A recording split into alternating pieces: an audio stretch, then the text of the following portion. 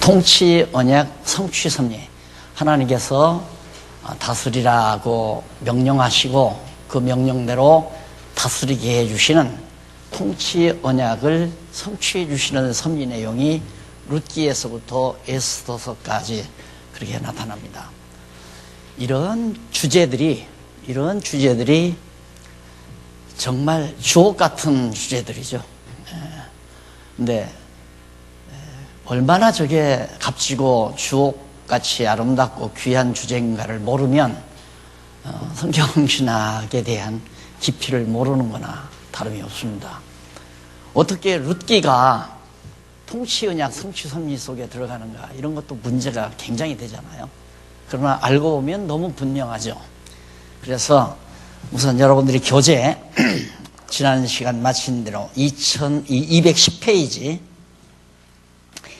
두 번째 다윗 왕국 준비 나오죠.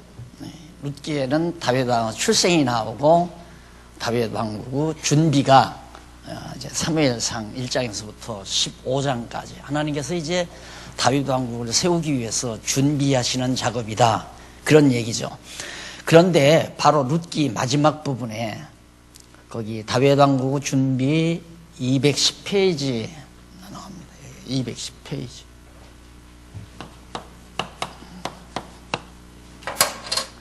210페이지 바로 2번 가로 없는 2번 다윗 왕국 준비 위에, 바로 그 위에 18절로 22절에 보면 베레스의 계보를 따른 오벳의 손자로 다윗이 출생했다. 왜 이런 주제도 그렇습니다. 왜 하필이면 베레스를 꼭 집어넣는가?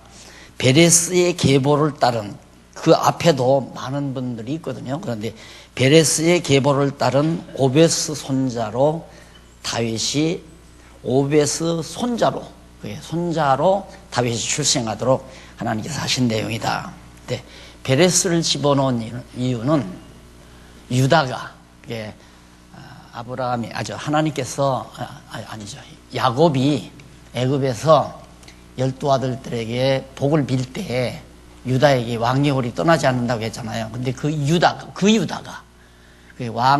왕족을 이어갈 지파인 유다가 다말이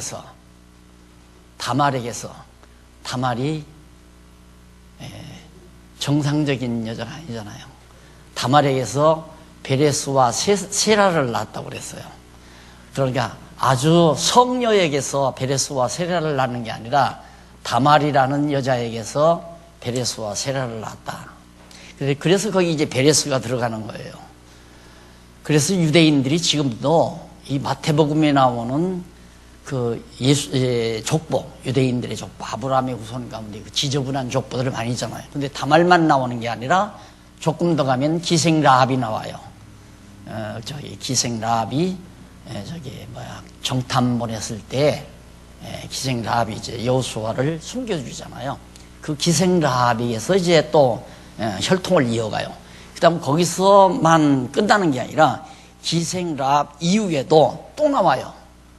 또 나오는 게 누굽니까? 기억나요 혹시? 마태복음 1장 1절에 한번 확인하고 지나가십시다.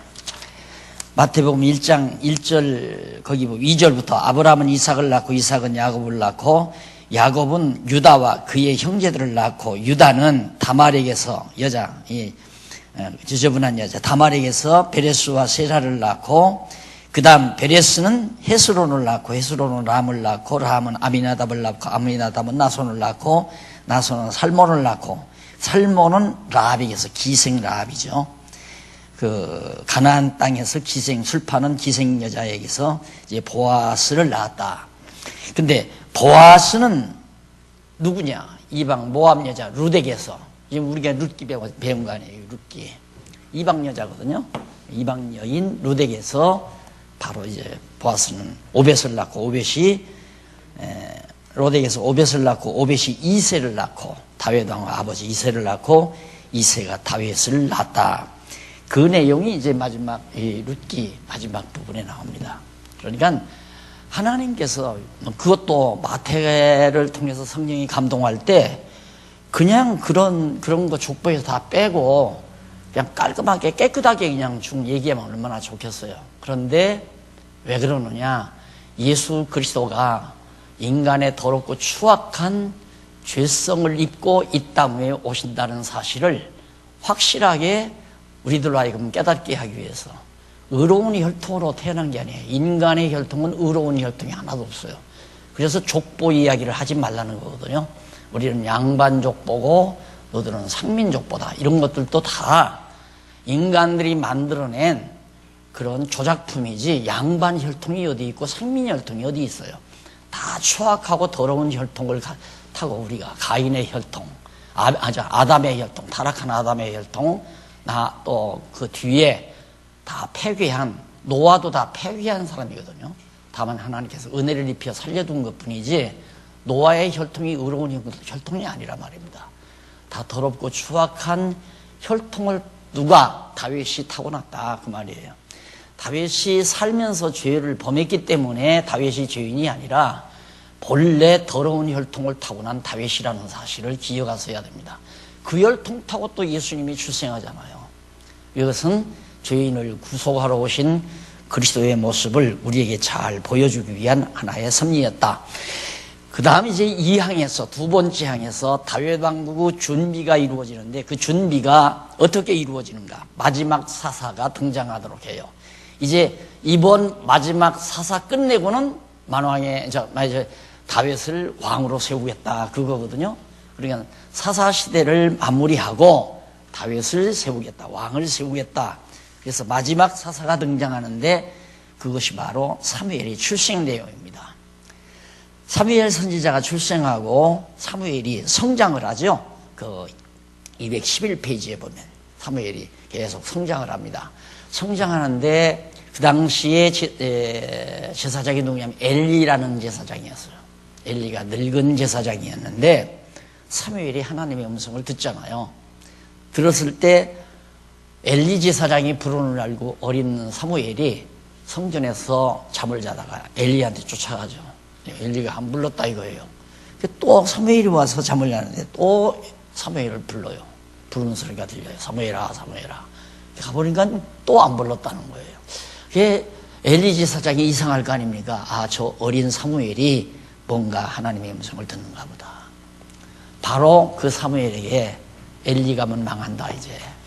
엘리 가면 망하고 장차 하나님께서 사무엘을 통해서 이제 정말 하나님의 뜻을 이룰 것을 사무엘 선지자에게, 어린 사무엘에게 말해주는 내용이 거기 계속 이어지는 내용입니다. 그래서 사무엘이 하나님 앞에 소명을 듣죠. 그리고 4장 제일 밑에 211페이지 보면 엘리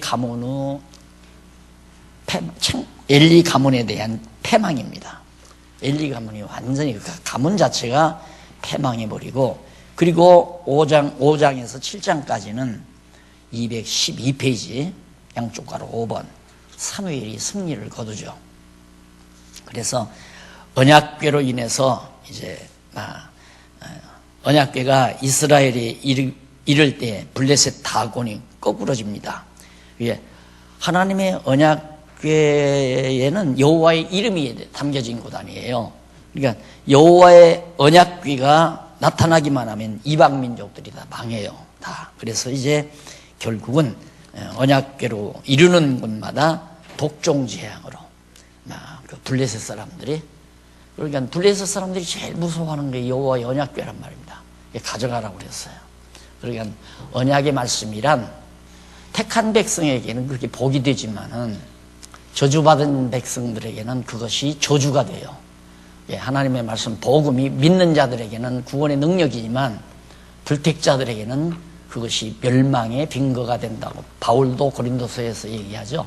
하나님의 말씀도 마찬가지입니다. 이게 이제 여호와의 말씀이, 하나님의 말씀이 택한 백성들에게는 점점 힘을 얻고 우리에게 정말 소망을 주는 말씀이지만 불택자들에게는 이 말씀 들으면 들을수록 괴롭고 고통스럽고, 이것이 이제 하나님의 말씀의 능력이죠. 그 여호와의 언약궤도 마찬가지였습니다. 그런데 갑자기 이제 사무엘이 이제 마지막 사사로 등장을 했는데 백성들이 하나님께서 이제 왕을 세우시려고 다 준비해 놓고 이미 다윗에게 기름까지 부어놨는데 백성들은 자기들의 소견대로 왕을 세우려고 노력을 했어요. 그래서 성경을 모르고 열심 부리는 것은 하나님과 대적하는 행위를 할 수밖에 없습니다. 그래서 백성들이 저 이방민족들이 잘 먹고 잘 사는 것은 왕이 있어서 그런다. 우리도 왕을 세우자. 그래가지고 결국 누구를 택하느냐면 베냐민 지파 사람 사울을 택해요. 하나님의 뜻과는 정 다르잖아요. 하나님께서는 유다 지파 사람을 왕으로 택해놨는데 인간들이 우리는 베냐민 지파 사울이 너무 똑똑하게 생겼고 싸움도 잘하게 생겼고 덩치도 크고 우리는 사울을 세우겠다. 그러면 아마 내가 하나님이라면 야 이놈들하고 다 말렸을 것 같아요. 근데 하나님은 안 그래요. 말리지를 않아요. 허락을 해요. 너 멋대로 해봐라 하고 허락해요. 탕자 비유도 그거 아닙니까? 탕자 비유도. 나는 그 탕자 비유를 볼 때 참 아버지 너무 못됐다 그런 생각을 해서 처음에는 어떻게 아들이 철부지한 아들이 재산 태달란다고 그걸 재산 다 태줘서 내보내느냐 이거예요. 그래서 내가 늘 그러잖아요. 우리가 이 땅 위에 사는 것은 배우기 위한 것이다. 어느 것이 하나님의 뜻인가를 확실히 깨닫는 것은 갈 때까지 가야 돼요. 갈 때까지. 그러니까 아기들이 아무리 만지면 뜨겁다고 촛불을 만지지 못하게 아무리 아이를 만류해도 안 됩니다. 절대 안 돼요. 엄마가 꼭 손 붙들고 있어야 돼요. 조금이라도 놔두면 기어코 가서 만집니다. 그 아이에게 정확하게 가리키는 방법은 내버려둬야 돼요. 가서 한 번 가서 따끔하게 대고 나면 다시는 안 나. 촛불만 가까이 와도 하고 도망갑니다. 우리 인간들이 바로 그런 거예요. 그래 하나님의 말씀이 아닌데 말씀이 가르치는 바가 아닌데 기어코 인간 자신들의 뜻대로 하려고 노력한다는 것은 하나님께서 하도록 내버려 두는 것처럼 내버려 두었다가 해보고 나서 이게 아니구나 깨닫게 하려는 하나님의 섭니다. 그래서 하나님께서는 사무엘에게 그 사울왕 세우게 놔둬라. 저 백성들이 원하는 대로 해주라 이 말이에요. 백성들이 원하는 대로. 우리가 생각할 때는 하나님은 좋은 일만 시키지 나쁜 일을 안 시키는 하나님으로 생각하지만 아닙니다. 인간들의 사악한 행동을 하려고 해도 용납을 해요. 그걸 하도록 놔두어요. 왜?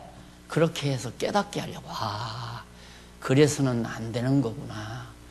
그래서 성경 이제 잠언서에 보면 백발은 멸류관이라고 그러잖아요. 왜? 백발은 지혜가 담긴 거란 말입니다. 나이 헛나이 먹는 게 아니잖아요. 나이를 먹다가 보면 경험을 통해서 많이 얻습니다. 일반적으로도.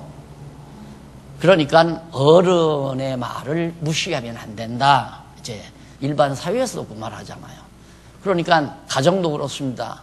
나이 드신 할머니, 할아버지가 살아계신 가정과 일찍이 부모가 다 여의고 그냥 고아처럼 살아가는 사람의 생활과는 정딴판이에요. 이게 부모 교육을 제대로 못 받은 사람 중에서 다 그런 건 아니지만 그런 사람 중에서 이제 사기꾼도 나오고 이제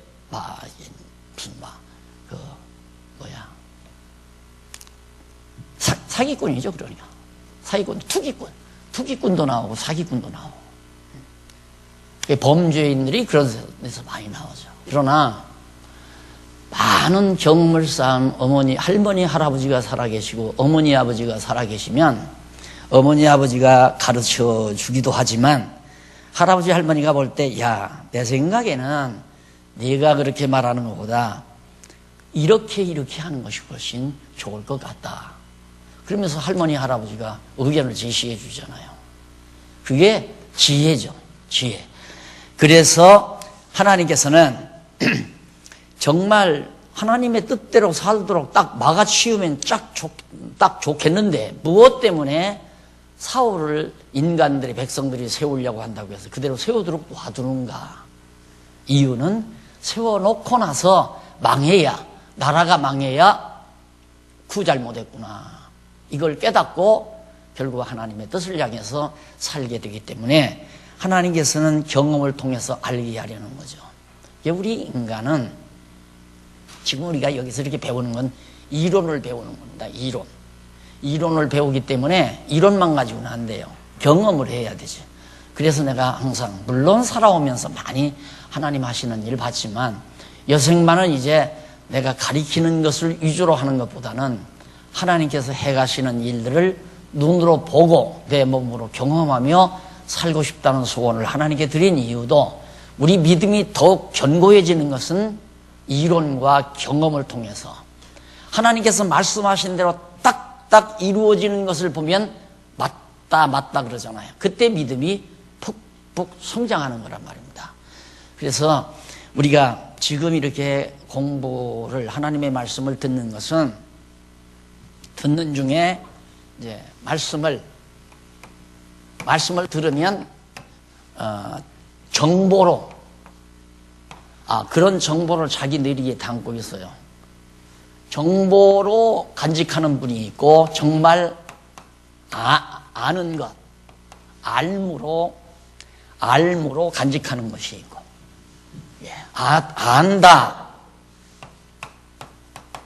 안다라는 말. 그러니까 정보는 쉽게 얘기를 하면 정보는 중매쟁이가 신랑감에 대한 집안이라든가 성함이라든가 그 사람의 학벌이라든가 직장이라든가 등등 그런 정보를 중매쟁이가 아는 거예요. 중매쟁이가 가지고 있는 거예요. 그 중매쟁이가 가지고 있는 건 정보예요. 알미란 뭐냐? 신부가 남편으로 맞아들여서 살 때 남자를 아는, 그게 한 몸이 되는.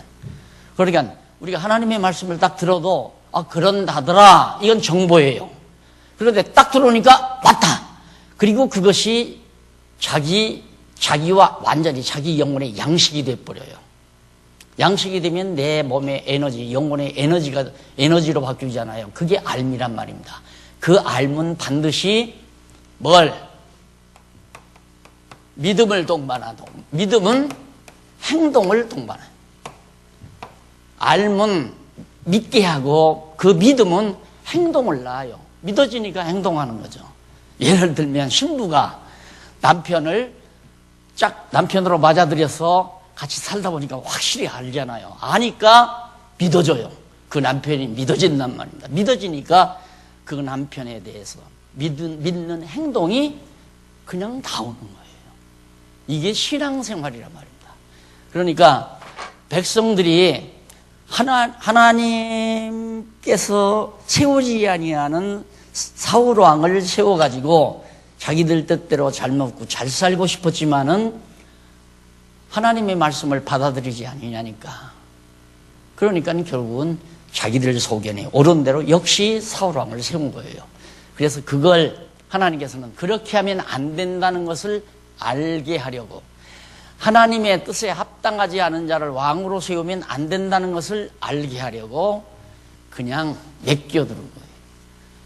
그래가지고 결국은 망하고 나니까 그때야 우리가 잘못했구나 하는 걸 깨닫고 알고 이제 하나님을 따르게 되는 그런 과정으로 하나님께서 인도해 가시는 것이다. 근데 우리는 뭔 일이 내가 생각하는 대로 잘 되기만 하면 그것이 다 하나님의 뜻이라고 착각하지만은, 탕자가 아버지에게 아버지 내 멋대로 살고 싶습니다. 나한테 재산 주세요. 그랬을 때 아버지가 가차없이 허락해서 재산 딱 줬을 때 얼마나 좋았겠어요. 야, 이제는 내가 성공했다. 그게 아니잖아요. 그게 멸망의 문턱이란 말입니다. 아버지의 승낙이 떨어지는 순간 멸망으로 가는 문턱이란 말입니다. 그게.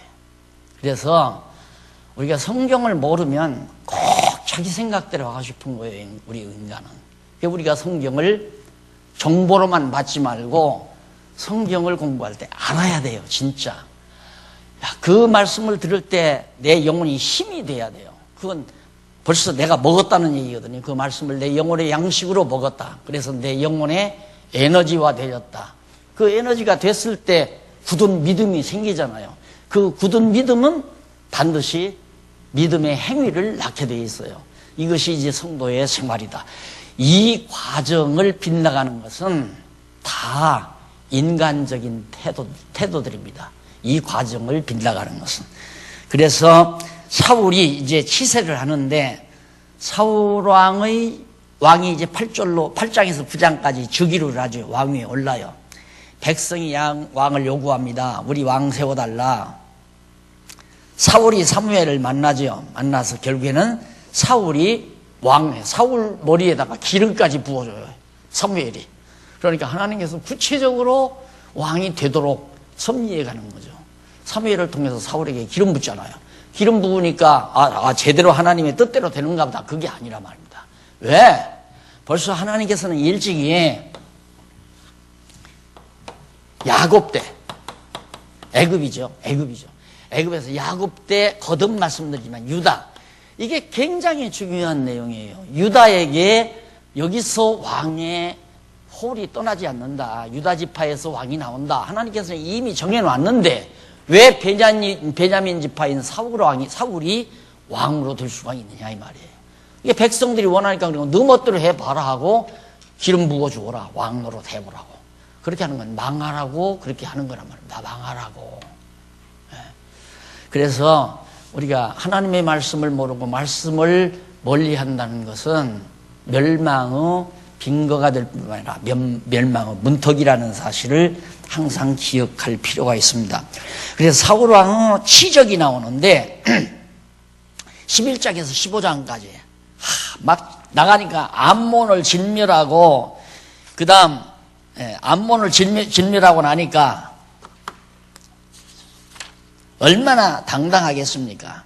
암몬 사람 나하스의 모욕적인 말을 듣고 신에게 감동된 사울왕이 백성들을 모아서 암몬을 쳐버리죠. 이쯤 되면 이제 오만방자해지기 시작하죠. 와, 내가 잘났다.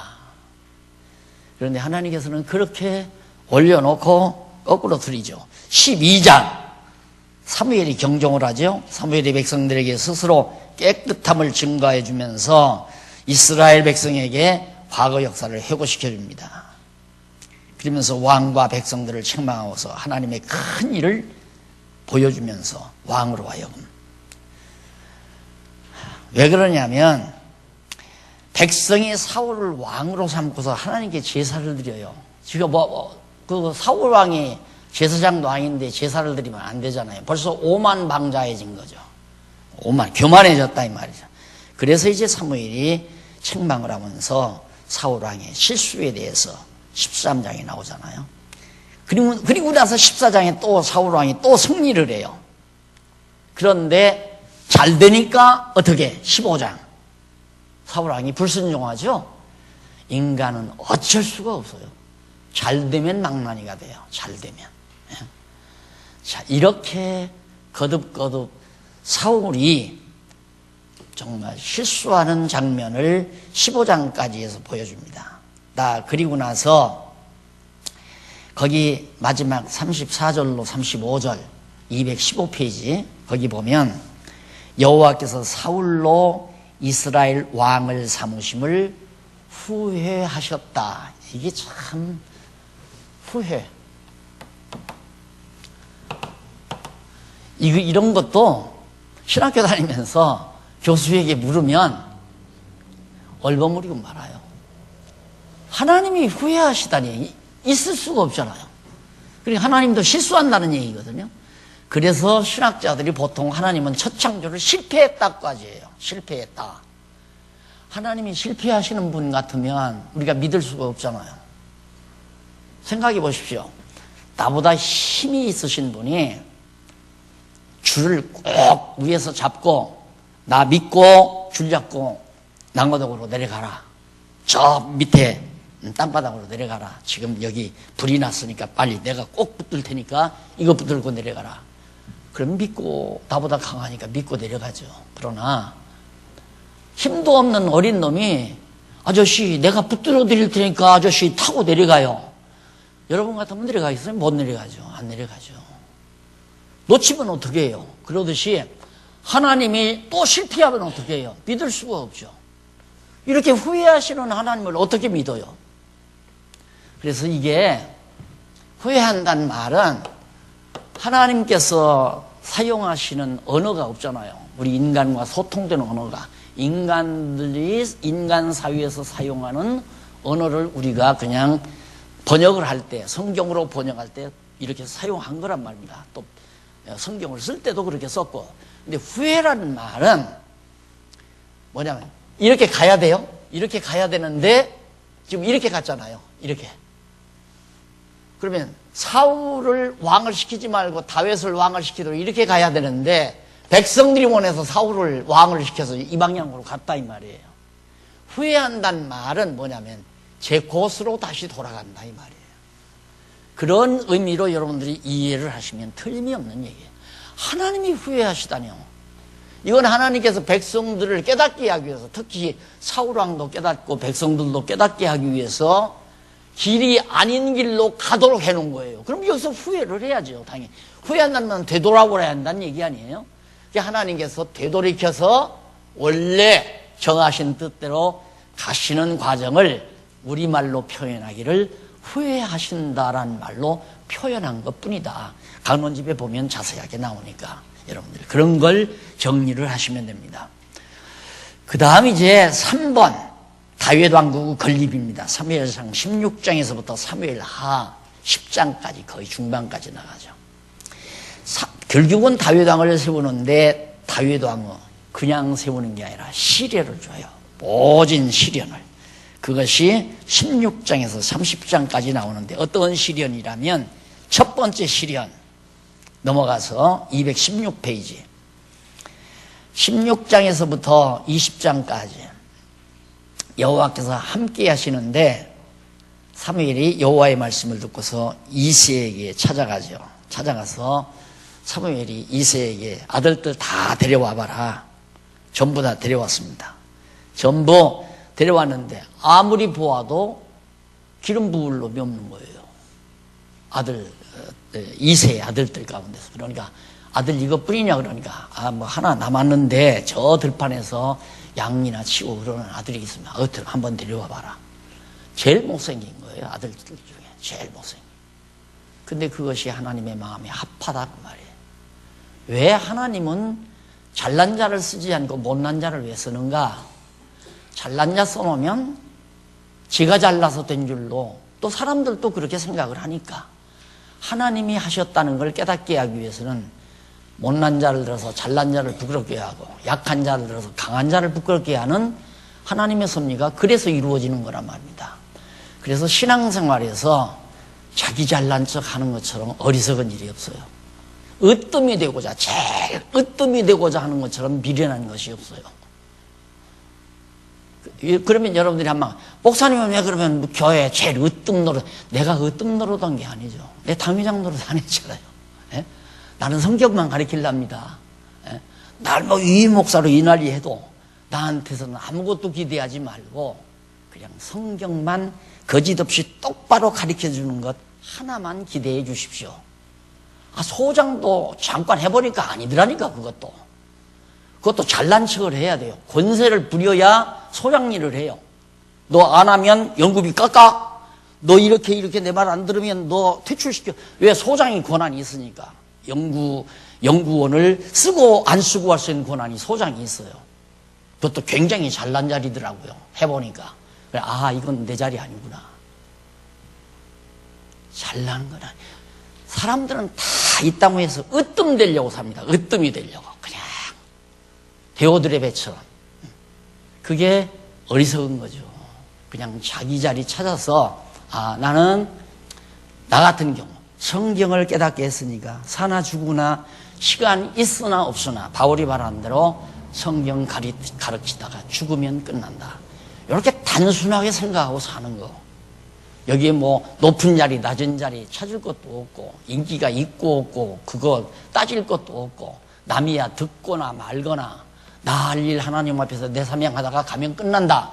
이렇게 단순하게 살면서 어떻게 하나님은 나같이 못난 것을 쓰셨나 하고 늘 감사한 마음으로 사는 것. 그것이 바로 우리 인간의 제자리란 말입니다. 그런데 결국은 하나님께서 이새의 아들 가운데 제일 못난 제일 못났으니까 들판에 가서 약물이나 치게 해줘. 거기에 다윗에게 기름을 붓도록 그렇게 해줍니다. 그래가지고 결국은 나중에는 다윗이 어떻게 됩니까? 사울 왕이 전쟁터에 가서 결국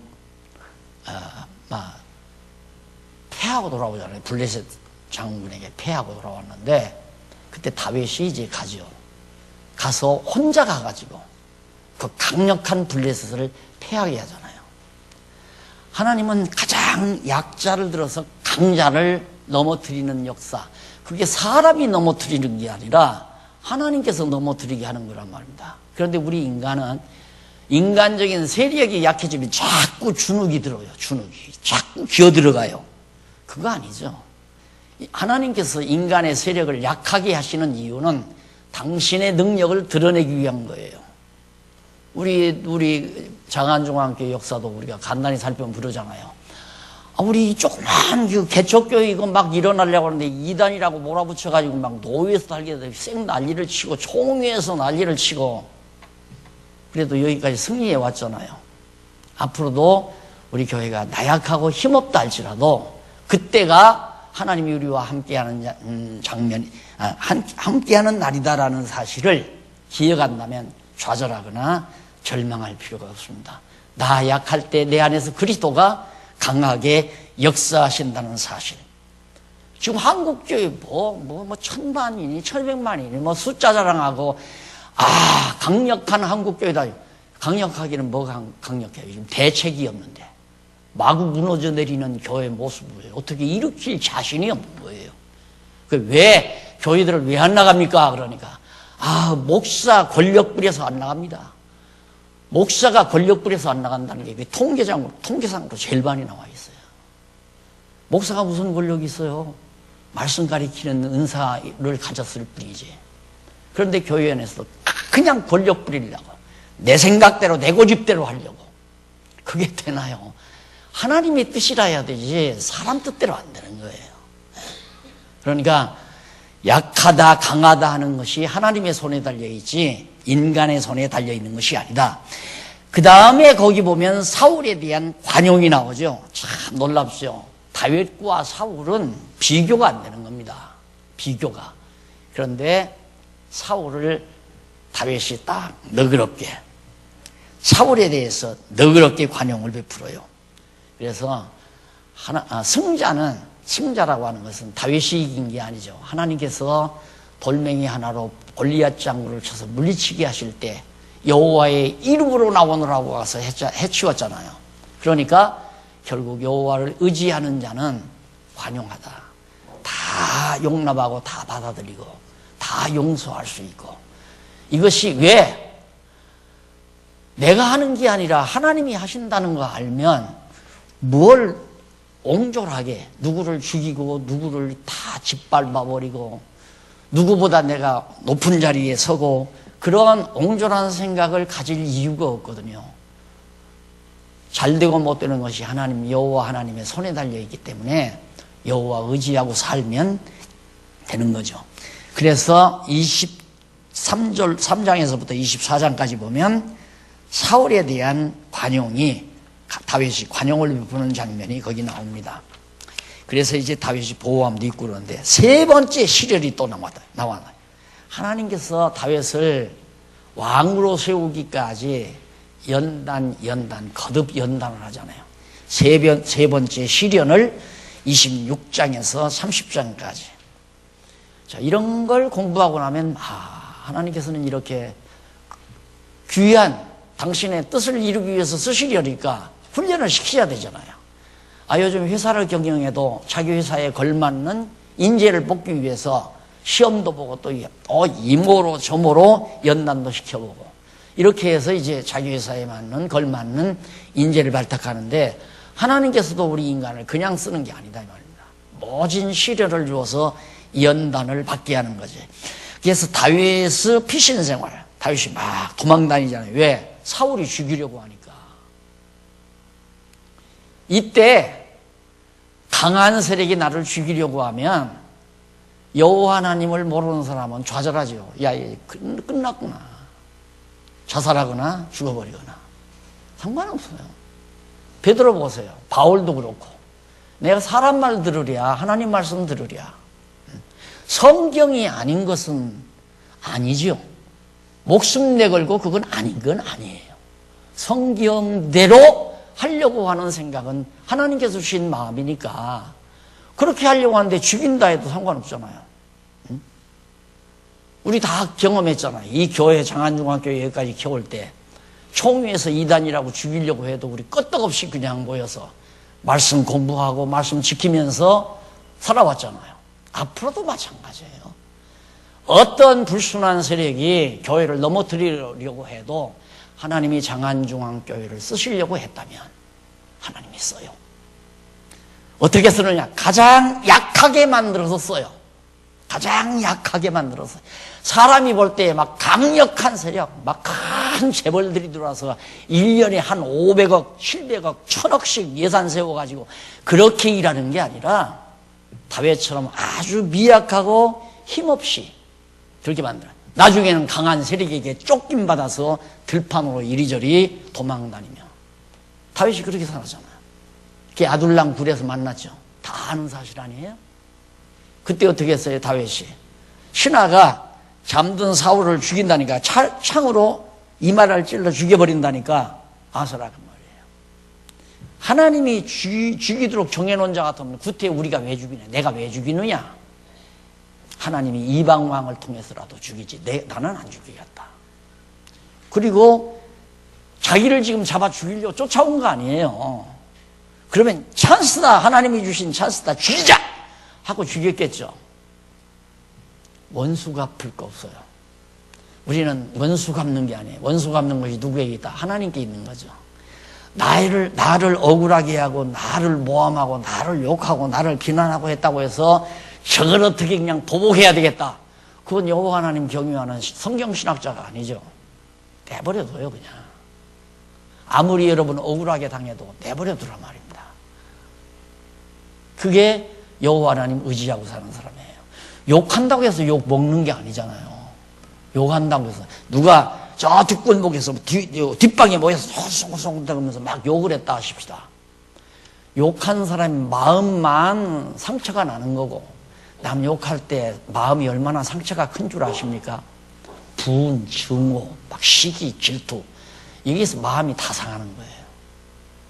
그런데 듣지 않는 사람은 뭐 욕했다고 해서 먹는 거 아니기 때문에 그 사람들은 아마 뭔가 불만이 가득한가 보다. 가정생활이 제대로 안 되거나 자식이 대학을 떨어졌거나 투자한 주식이 가격이 떨어졌거나 어디 부동산 가격이 자꾸 내려간다거나, 그러니까 속상하니까 그냥 남 욕하고 비난하고 그러는 거예요. 남 편안한 사람은 그런 거 없잖아요. 다 했더라고요. 얼마나 너그러워요. 죽이지 말아라. 내가 왜 죽이느냐? 그가 죽어야 될 자 같으면 하나님이 죽이지. 하나님이 다른 이방왕을 통해서 죽이지. 내가 왜 그 사람 죽이느냐? 안 죽이고 말았잖아요. 그런데 아니나 다를까 다윗이 말하는 대로 비둔해가지고 그냥 거꾸러져서 죽어버렸잖아요. 사울이. 죽을 자는 죽는 거예요. 하나님이 쓰실 자는 쓰는 거고. 자, 이렇게 해서 이제 다윗이 피신 생활하면서 갈등을 겪고 그랬는데 결국은 30장에 다윗이 승리를 하죠. 그래서 결국 하나님께서 이제 사무엘상 31장부터 사무엘하 10장까지 거기 보면 다윗 왕국의 형통이 나옵니다. 219페이지.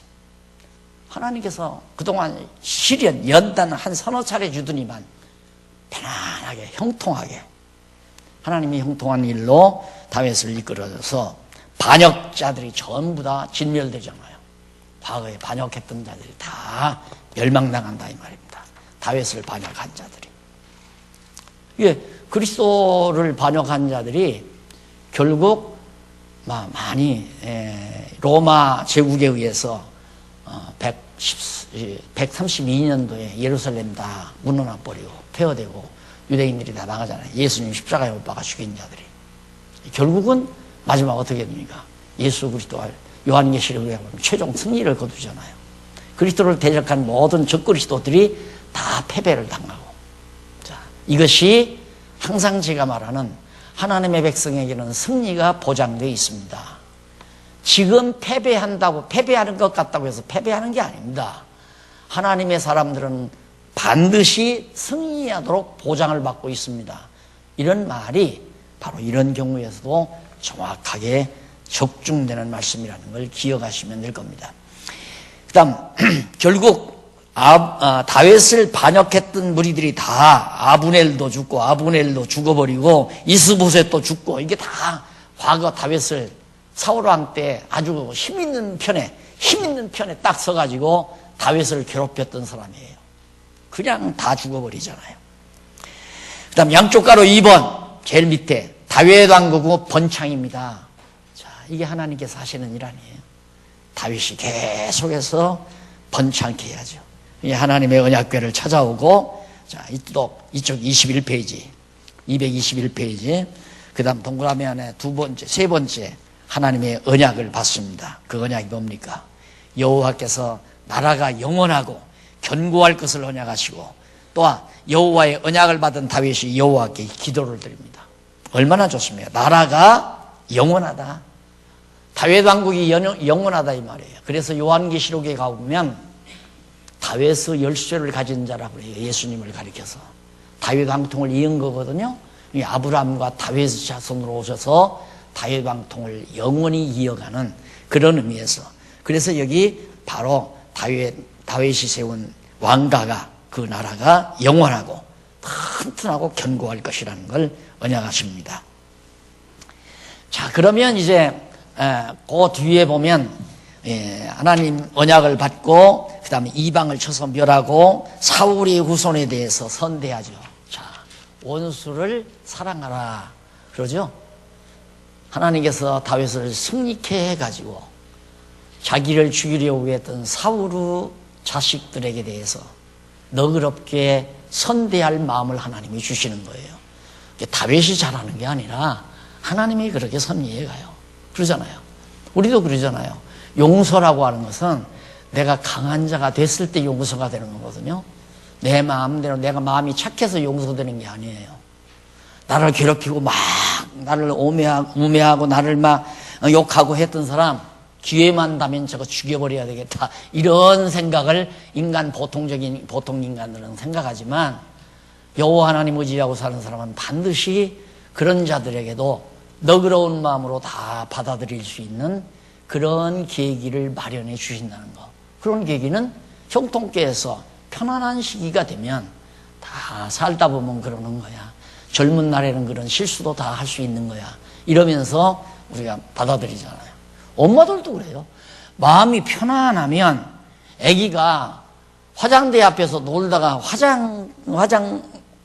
화장품을 갖다가 깨버렸다 하더라도 엄마가 기분이 좋고 마음에 여유가 있으면 아이고 손 다칠라고 가서 그냥 아기부터 막 끌어안고 와서 어디 손 다치지 않았나 그것부터 살피지만, 엄마 마음이 불편하면 화장품 깼다? 그 얼마짜리인데 깨있냐? 그냥 바로 뺨 타고 올라가고 엉덩 짜고 올라가고 막 올라가잖아요. 분풀이 하는 거죠.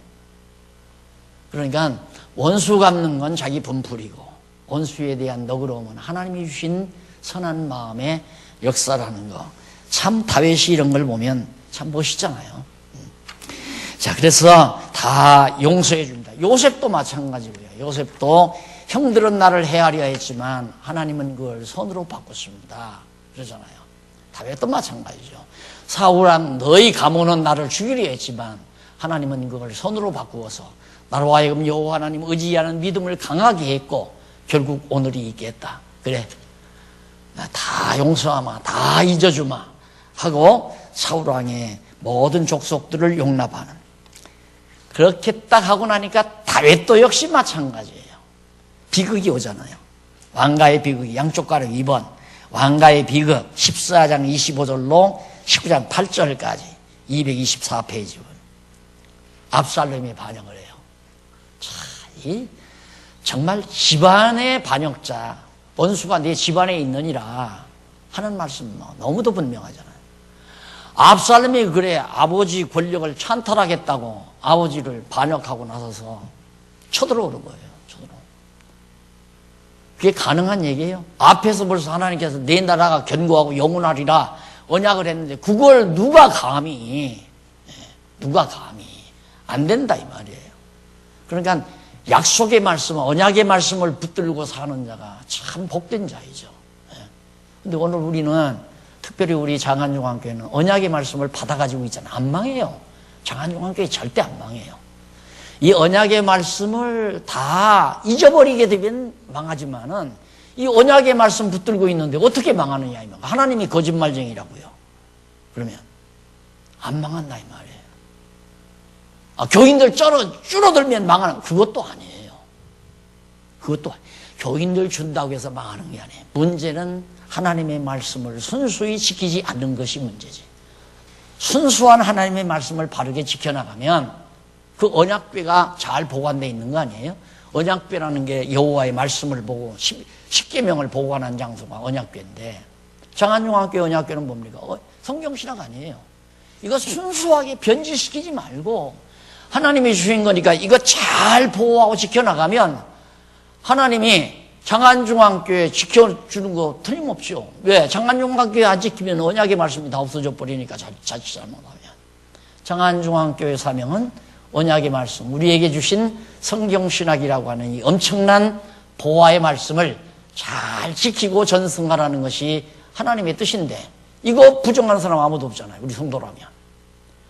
요즘 성도님들, 권사님이나 학생들이나 장로님들 기도해도 성경신학, 이거 유지발전, 이거 빼놓는 분이 거의 없어요. 다 소원이 같아요.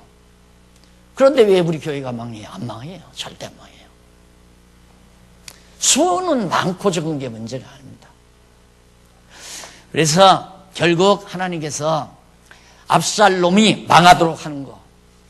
그 압살롬 머리 막 길게 해가지고 말을 타고 아버지 죽이려고 아버지 왕궁에 내쫓고 지가 앉으려고 들어다가 머리 걸려서 그냥 매달려가지고 그래서 목 잘라 죽여버리고 말하잖아요. 비참하죠. 말씀을 대적하는 건 안 돼요. 말씀을 대적하는 거. 하나님의 말씀을 대적하면 안 되죠.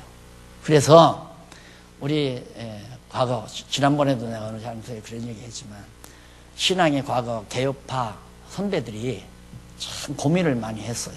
그 고민이 뭐냐면 하나님의 말씀을 도외시할까 봐서. 그래서 소위 장로교 헌법을 만드는데 오랜 기간 정말 시간도 걸렸을 뿐만 아니라 우리 한국 대한예수교 장로의 헌법을 만드는데도 번역해서 정리하는데도 5년이 걸렸어요. 5년. 그래서 철저히 하나님의 말씀에 근거하도록.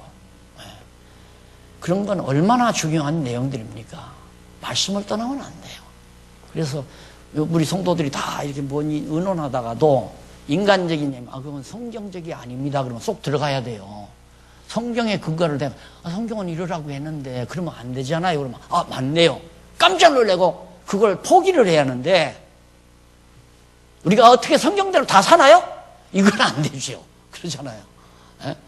그러면 어쩔 수 없는 거예요. 그분은 그냥 성경대로 안 살고 자기 뜻대로 해보도록 놔둘 수밖에. 놔두는 게 아니라 어쩔 거예요. 주걱으로 때릴 거예요. 칼로 죽일 거예요. 성경대로 안 한다고 해도 할 수 없는 거죠.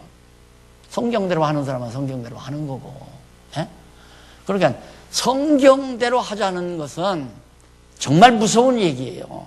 그건 하나님의 말씀대로 하나님 뜻대로 하자는 얘기인데 그것처럼 무서운 얘기가 어디 있어요. 그걸 거역하면 안 되죠.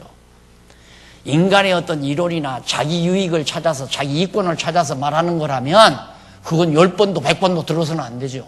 자기가 으뜸이 되려고 말하는 거라면 거기에 왜 순응하고 따라갑니까? 안 따라가죠. 절대 따라가도 안 되고 하나님의 말씀을 따라서 어디 하나님께서 다윗 왕국 그 견고하고 영원하리라고 약속 다 언약 다 해놨는데 압살롬이 아들놈이 그래 들고 일어나서 아버지 내쫓고 지가 왕 되려고 그런 나쁜 행동을 왜 해요? 그러니까 망하잖아요. 결국은. 그래서 압살롬이 죽어버리고 나서 그 다음에 왕국이 회복과 교훈이 나옵니다. 왕 19장 8절 거기로부터 왕국이 회복이 돼요. 그래서 다윗 왕국이 회복이 되는데 다윗 왕국 입성 쫓겨났다가 다윗 왕이 다시 들어오잖아요. 쫓겨났다가 왕궁에서 다윗 왕이 압살롬이 쳐들어온다고 해서 쫓겨났다. 그 다음 반역자들이 죽죠. 20장에 226페이지 반역자들이 다 죽어요. 그 다음에 동그라미 안에 3번 원수를 쳐서 다 멸해버려요. 다 원수를. 그래서 다윗 왕이 결국은 하나님 앞에 찬송을 하게 됩니다. 찬송이란 승자의 유일한 덕망이에요. 승자는 반드시 찬양하게 돼 있어요. 그래서 하나님께서는 우리를 찬송이 되게 하려고 우리를 지으셨기 때문에 반드시 우리를 승리케 해서 여호와 하나님을 찬양하게. 찬양한다는 말은 여호와 자랑한다는 얘기거든요. 우리 교회만큼 여호와 자랑하는 교회가 어디 있습니까? 입만 벌리면 여호와 자랑하는데 뭐 찬송가 보고 노래 부른다고 해서 찬양만이 아니라 그것도 찬양이지만 진짜 찬양은 여호와의 이름을 자랑하는 거예요. 여호와의 이름. 그게 바로 할렐루야라고 내가 그랬잖아요. 어디 가든지 여호와를 자랑하고 여호와를 증거하고 이게 이제 찬양하는 거죠. 그래서 다윗 왕의 찬송이 나오고 그 다음 승리를 통한 왕국에 대한 교훈이 나오는데 승리를 통한 교훈, 시험을 통한 교훈 하나님께서 24장까지 교훈을 합니다. 자, 열왕기상하는 차 한 잔 드시고 15분에 들어오시기 바랍니다.